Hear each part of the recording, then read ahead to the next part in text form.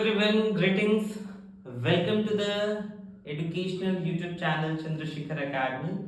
So in this video we are going to continue with the chemical properties of alkenes. So let's start.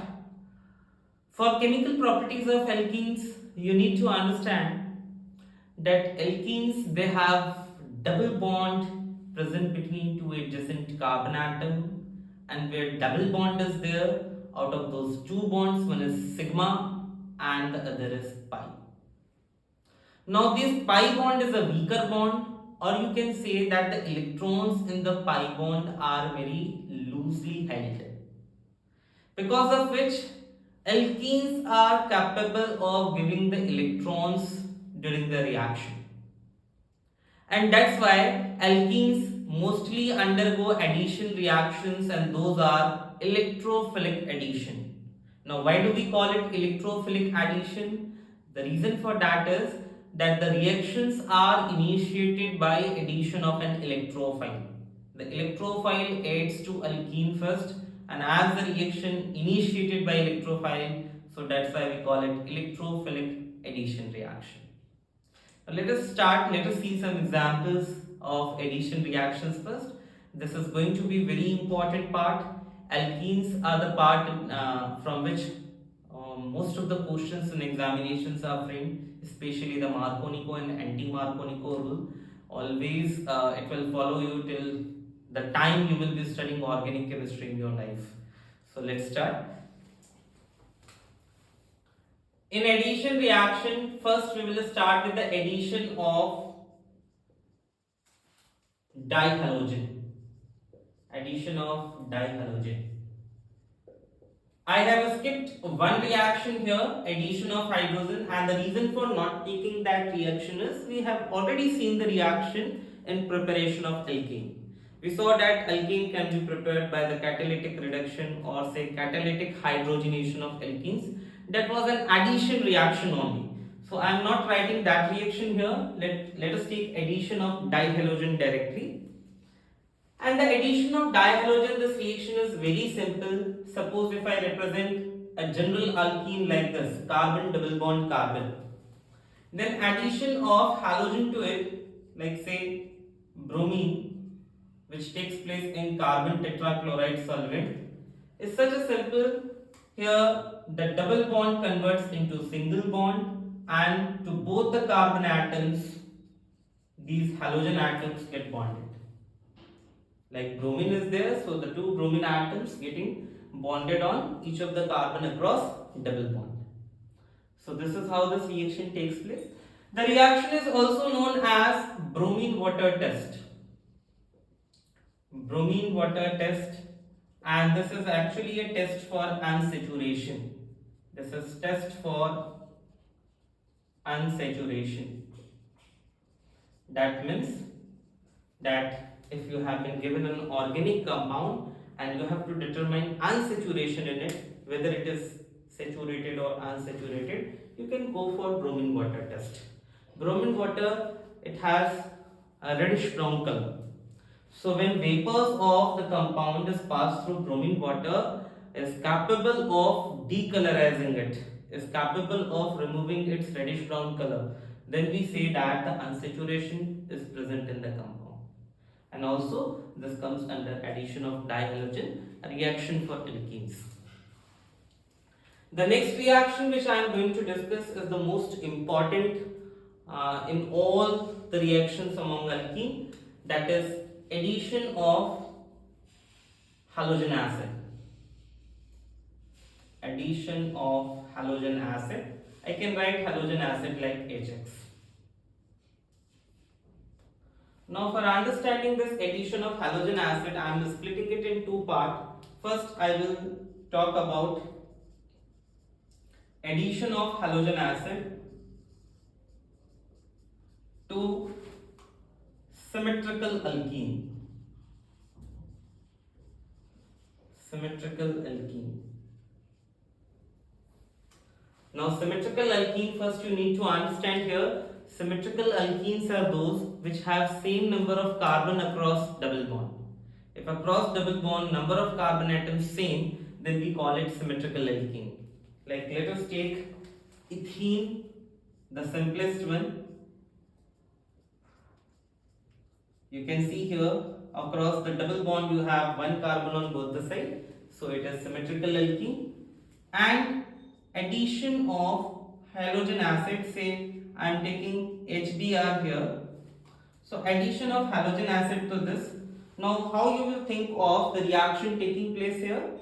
So HBr, this reagent is having H plus and Br minus. H plus is the electrophile and Br is the negative part of this reagent. So first H plus joins with one of the carbon atom. You can think of H plus joining here or H plus joining here.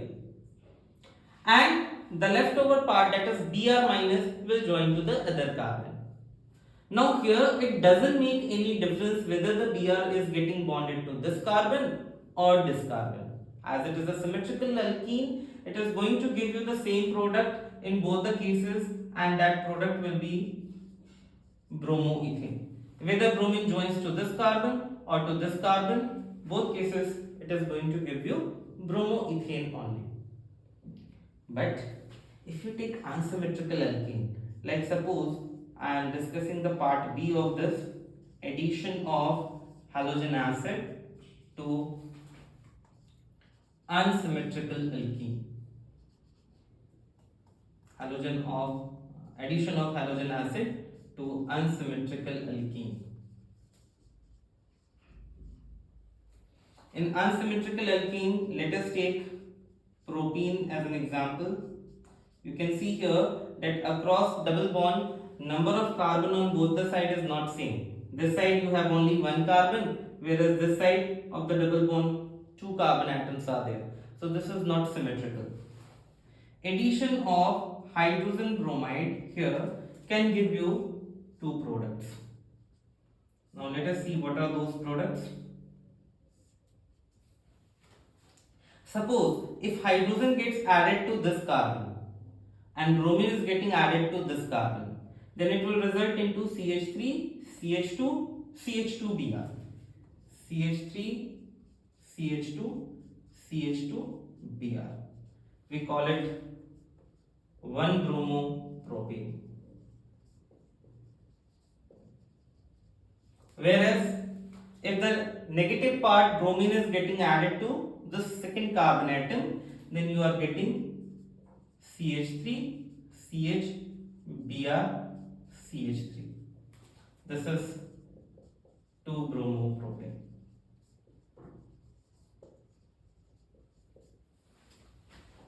Now as per Marconicos, here the major product is this.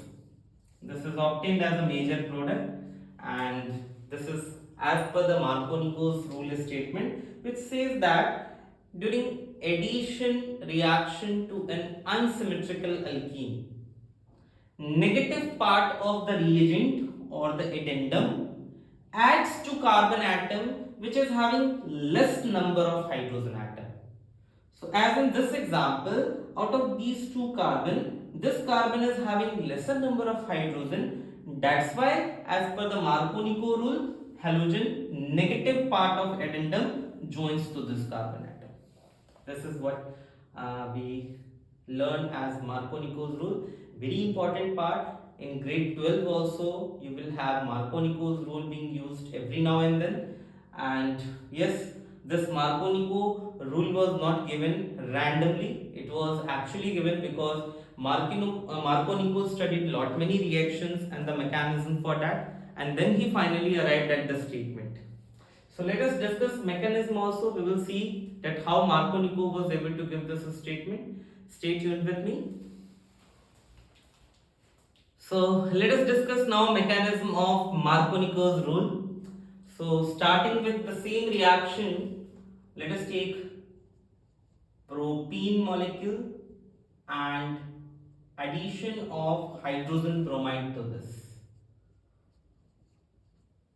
So when hydrogen bromide is added to propene, there is two possibilities.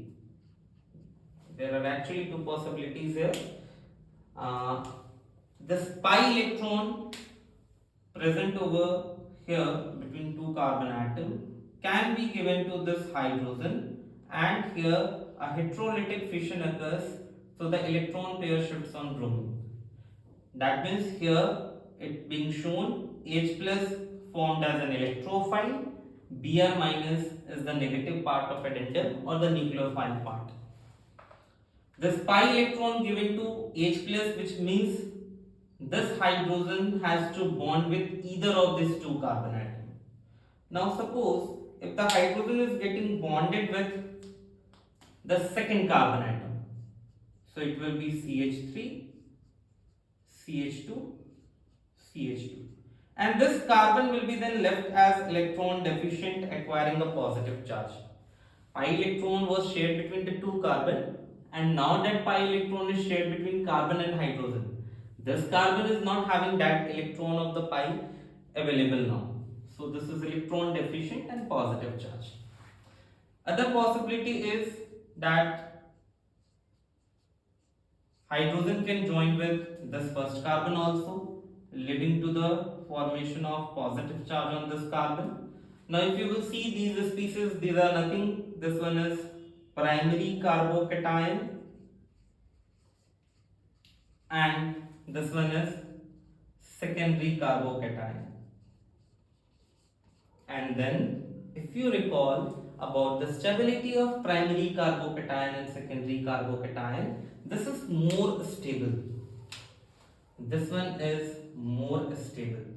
Why this is more stable? This is more stable because of the positive inductive effect taking place because of the two alkyl groups here.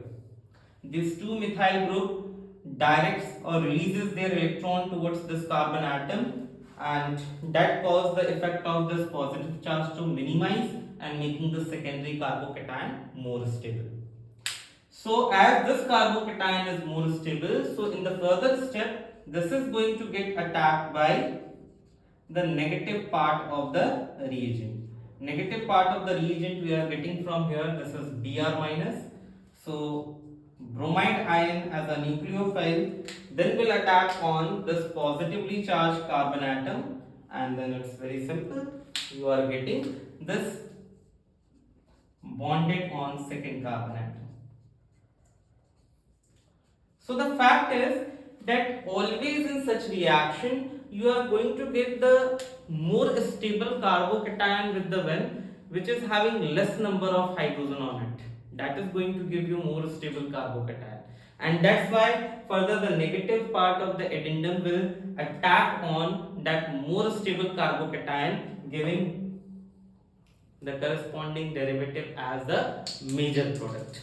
Okay, so this is about the mechanism of Marconicos rule. But now it comes that the same reaction, if taken place in presence of a peroxide, then it will not be following Marconicos rule. In fact, it will be taking just opposite to that of Marconicos rule, also known as AntiMarconi rule, and as it was given by Kharash, so this is known as Kharash effect also, or even as the peroxide effect. So soon now we will be discussing that AntiMarconi rule. So after Marconicos rule, now let us discuss AntiMarconi rule. This AntiMarconi rule was given by Kharash and Mayo. They actually studied addition of hydrogen bromide to unsymmetrical alkene taking place in presence of peroxide. They found some difference, and this was further given as AntiMarconi. So let us discuss the reaction.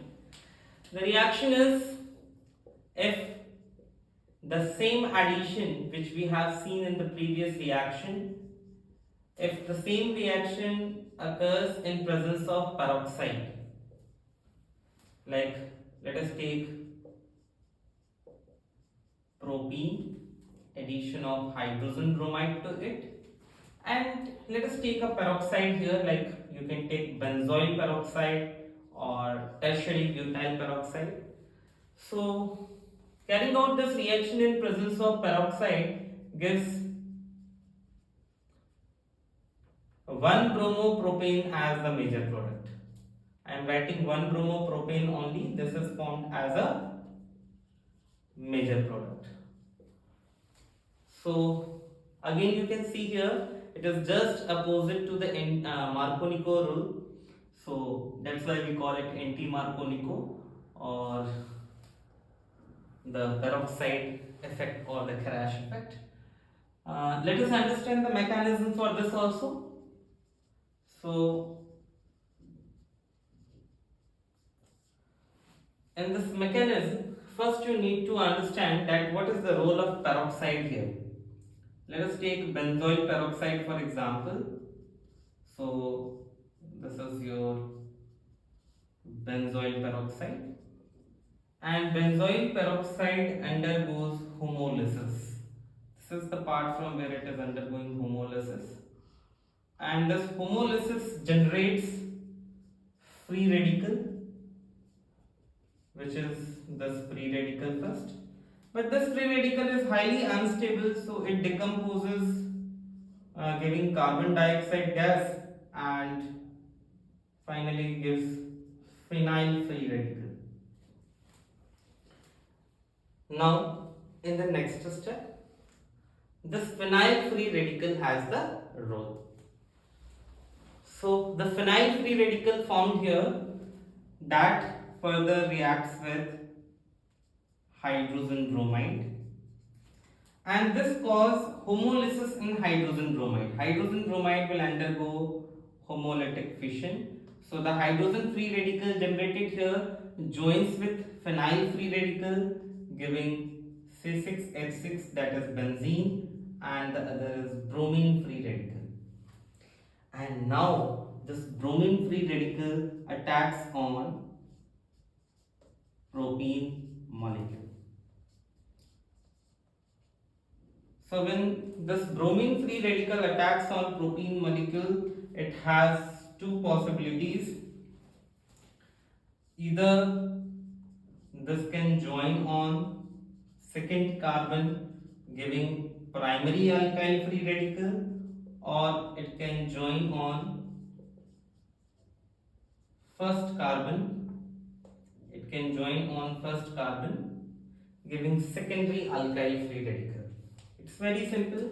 Again, the pi electron cloud or the pi bond part will be undergoing homolytic fission here. So each of them will be getting one unpaired electron, and bromine can join to the two carbon. Possibilities have been shown here. If it joins with this carbon, then you get primary alkyl free radical, and if it joins with the first carbon, then you are getting secondary alkyl free radical. This secondary alkyl free radical is more stable here, and as it is more stable, so further it is going to get attacked by, this is going to get attacked by another HBr molecule, and the other HBr molecule will also undergo this homolytic fission, and the hydrogen free radical coming from here will join on this carbon atom, giving CH3, CH2, CH2, Br. Whereas the bromine free radical obtained will cause homolytic fission in the other propene molecule. So this is how you can explain mechanism for anti-Marconico rule as well, and both the parts, Marconico rule as well as anti-Marconico rule, both are very important for the grade 11 examination, very important as a concept, cause it is going to be followed lot many times repeatedly in grade 12 also. The concept is important, and it has importance even in the examinations also, whether it comes to the board examination or your competitive exams. So always these reactions should be, especially Marconico and anti-Marconico rules should always be get locked here in your brain. So that's it, children. Now, so before moving on to the oxidation reactions of alkenes, let us take one more very interesting example.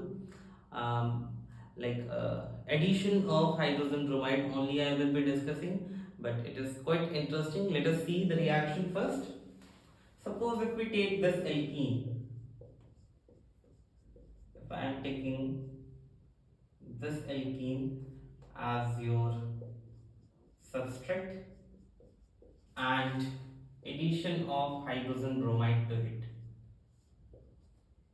Now if this alkene is taken as the substrate and addition of hydrogen bromide is done to this alkene, as per your Marconicos rule, you will be expecting bromine getting added to this carbon atom.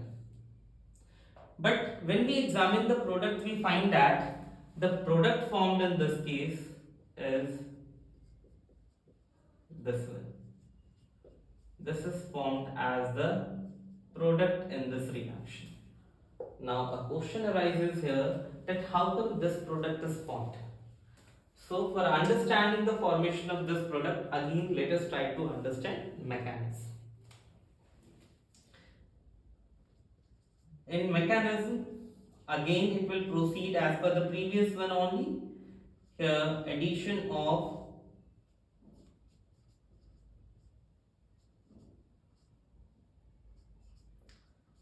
this electrophile will take place first. So when addition of electrophile takes place, it's very simple. This pi electron given to hydrogen and here a cleavage occurs. So Br minus and H plus is getting joined to either of the carbon atom. Now suppose I will be writing for the more stable carbocation only. So I am showing hydrogen bonded to this, and when hydrogen bonds to this, you are getting more stable carbocation, and that more stable carbocation is this one. Now this carbocation you can see is a secondary carbocation, and this secondary carbocation, if you will see carefully, is having carbon adjacent to it, which is having one hydrogen on it, and the shift of hydrogen from that can make another carbocation which will be tertiary carbocation. Yes, I am talking about this hydrogen getting shifted over here. So if this hydride shift occurs on this carbon atom, the resulting carbocation will be more stable. This carbon will be acquiring positive charge, hydrogen shifts on this carbon atom. So this is tertiary carbocation and more stable. And how this more stable carbocation formed? By hydride shift. This is known as hydride shift. So now this is going to get attacked by the negative part of the reagent, that is bromide ion. So bromide ion when attacks on this, it will be giving the product which I have written in the main reaction. This is formed as the product. Okay, so very important. You have one question from this particular hydride shift in your NCERT exercise, perhaps in the exemplar exercise also. You just find out the question and try to solve it. This kind of the questions may come in the examination if the examiner wants you to give, or the paper setter wants to give you a little challenging question. Okay, so now let's see the oxidation reaction of alkenes with potassium permanganate under the alkaline and acidic conditions. So continuing with oxidation reaction of alkenes. Oxidation of alkenes can be carried out with potassium permanganate in two different conditions, with the cold dilute alkaline potassium permanganate, or it can be carried out with acidified potassium permanganate in the hot condition. So first let us see the oxidation with cold dilute alkaline potassium permanganate, which is also known as Bayer's reagent. It has a pink color.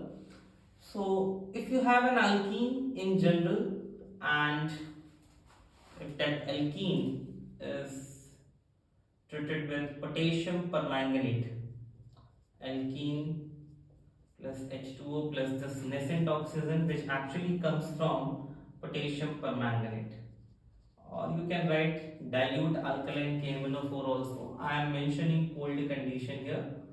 So in this condition it gives glycols.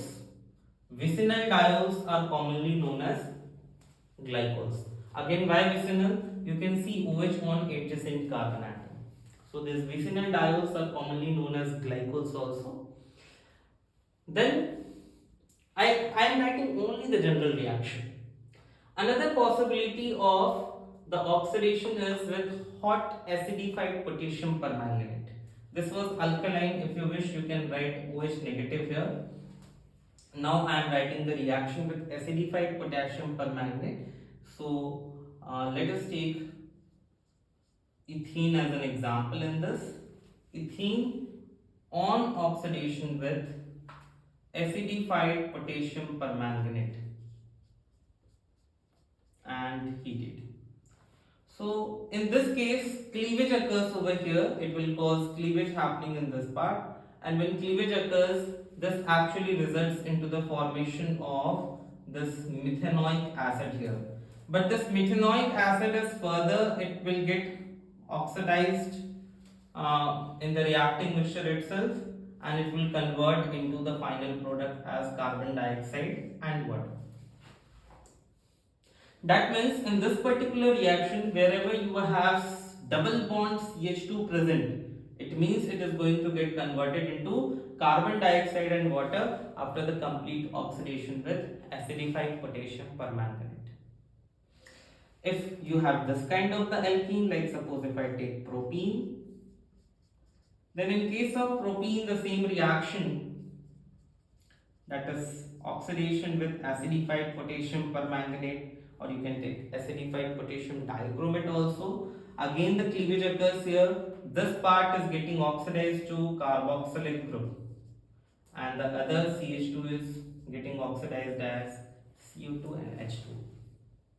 It can also give you ketones in some reaction. Let us see those reactions also, like suppose if you have carbon double bond carbon and further the alkyl group bonded here like this, then in the same reaction with potassium permanganate acidified, and in the hot condition cleavage occurs over here, and this is going to give you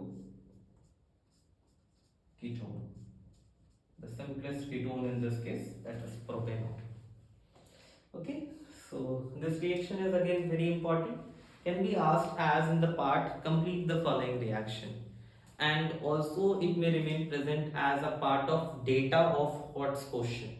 You may have a Hott's question for identification of alkene, wherein the data related to its oxidation with acidified potassium permanganate will be given, or related to the ozonolysis will be given, and you will be asked for the identification of that alkene, or especially the position of double bond in it. One more thing regarding this first reaction, where the glycols are getting formed, the reaction is also known as Bayer's test, and again this is a test for detection of unsaturation. This Bayer's reagent has a pink color, and whenever it is added to a compound which decolorizes this pink color, that compound is said to be unsaturated. It has unsaturation present in it. Okay, so these are actually, I had tried to cover the major reactions of alkene which are very important from examination point of view. Yes, of course, in addition reactions I have skipped some part, but if you will see those reactions now, you can easily understand, because I have taken some of the addition reactions and have discussed Marconico and anti-Marconico rule also. One more interesting thing related to anti-Marconico rule, children, that anti-Marconico rule there, it is not followed for the addition of HCl and for the addition of hydrogen iodide. Please find out the reason for that. It's a very simple reason actually. If you will think of the bond enthalpy of the three, HCl, HBr and HI, you will get the answer. Just try to find out the answer for the same. One more reaction, ozonolysis, which is very important reaction actually. I have covered ozonolysis in one of my videos over YouTube. However, that is a video for grade 12 students, but that has entire ozonolysis in very detailed covered there. So in the description part, I will add the link of that video also. You can just go through that video for clarity on ozonolysis reaction also. Okay, so stay tuned with me, children. Soon we will be having videos on alkynes and aromatic hydrocarbons also. So for today, I think this much is fine. Practice a lot. Organic chemistry requires a lot of practice. Practice it a lot many times. Try to solve number of questions, especially question banks which are available in the market. Try to solve those. Sometimes you must also go through the exemplar text. The exemplar files, they are having very good quality of questions in them. You go through those questions also, and specific in any question if you face difficulty, you can always post that in the comment section. So all the best, children.